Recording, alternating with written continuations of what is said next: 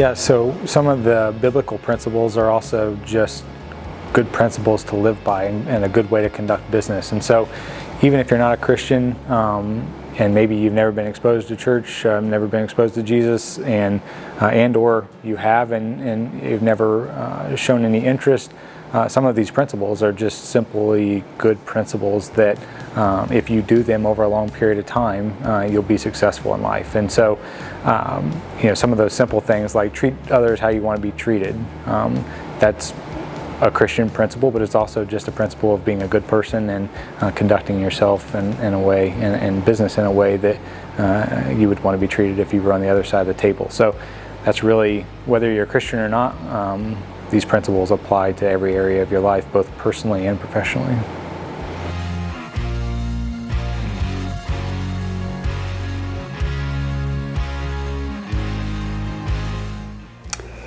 I think a lot of that's by doing and kind of working side by side with them and trying to put yourself in the customer's shoes.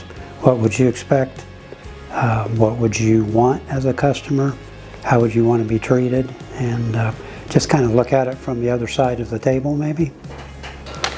Well, part of the intentionality of what we do is we try to do things right first time, every time. I mean, it's just whether it's changing the brakes, when we first see a sign of trouble, or doing the preventative maintenance programs that we do, because if we do it right here, when they're out in the field, they're able to do what they need to do and continue the customer service.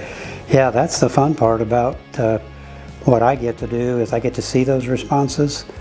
We get a lot of emails back from customers and phone calls, and it almost gets taken for granted because the responses they're not just a couple. I mean, it is almost unanimous. So that's the fun part. I didn't really do much, but I get to receive the blessing of the customer being satisfied. So that happens way more often than you think. And in today's world, most of the time you only hear about the bad things. So when somebody reaches out and tells you about how somebody did on a job, that must have meant that they really did well. So that's exciting. Cool. Yeah, intentional customer service is a tricky one. Definitely our management team has a lot of exposure to customers and customer relationships.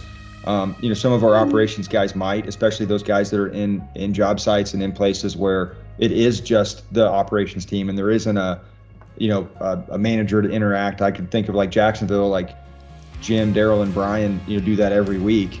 Same with the Fort Lauderdale guys, same with the guys in Fort Myers. So John and Tommy and, Randy, especially Greg does interacts a lot with our customers. So intentional customer service, I would highlight those guys that have daily interaction with customers. They all do it really, really well, to the point where I'm there if I'm needed, and Greg or Daryl or Jim or somebody says, hey, we need help, or hey, we need to solve a problem, or John calls and says, hey, I've got a problem with this belt press.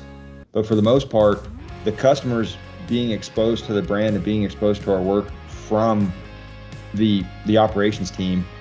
And so we have just such an awesome level of intentional customer service.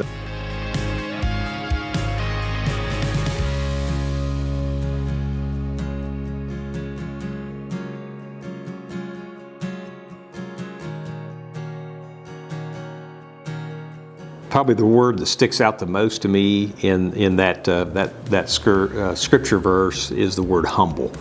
And any of you that have been on the job site with us when we're kind of in the thick of it, and perhaps maybe even a digester clean out, or we're doing something that's just not necessarily really clean, that's when that word humility really comes into place, because we're out there doing those types of things. Each and every one of you are, that may not be the most glamorous position for someone to be in, probably not going to be in a Hollywood script somewhere, but yet we're willing to do that in order to provide a service for our customer.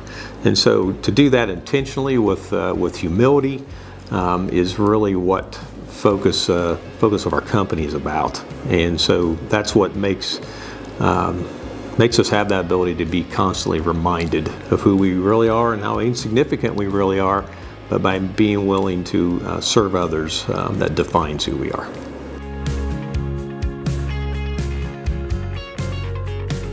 So the passage that this core value comes out of, Jesus is talking with religious leaders, and they had it all upside down. They just wanted people to serve them, and they wanted to be the ones that got to call the shots. And so Jesus, in his conversation with them, says this, and this comes out of the Passion Translation. It says, "The greatest among you will be your servant." And so if you're thinking, hey, how do I be great in my family? How do I be great with my kids? How do I be great as a worker at Mail Brothers? How do I be great as a citizen? Jesus just makes it really clear. He says, the greatest among you will be your servant. He says, for those who exalt themselves will be humbled, and those who humble themselves will be exalted. One of the ways that I've tried to illustrate this before is with a bib or an apron. And there are several differences between a bib and an apron, but a bib you put on a baby because you have to do everything for them. When you put on an apron, that's a sign that you're going to be serving other people. And so that's exactly what Jesus is saying. He says, the greatest among you will be the person who puts on the apron, not a bib. He says, for those who exalt themselves will be humbled, and those who humble themselves will be exalted. So every day, we get to live out this core value. You get to live it out where you live, where you learn, where you work, and where you play. To say, I'm going to put on an apron and I'm going to look for ways to serve other people. Maybe it's other co-workers today. Maybe it's the person who's considered as your boss, or maybe it's the person who's considered as your employee. You're going to say, how do I serve today? And so greatness for all of us really comes when we say, I'm going to serve other people. There's another passage where Jesus said, I didn't come to be served, but to serve and to give my life as a ransom for many. So let's live out this core value, not just today, not because it's a Merrill Brothers core value, but because it's a Jesus core value, where he equates greatness with service. So go out today and be a great person.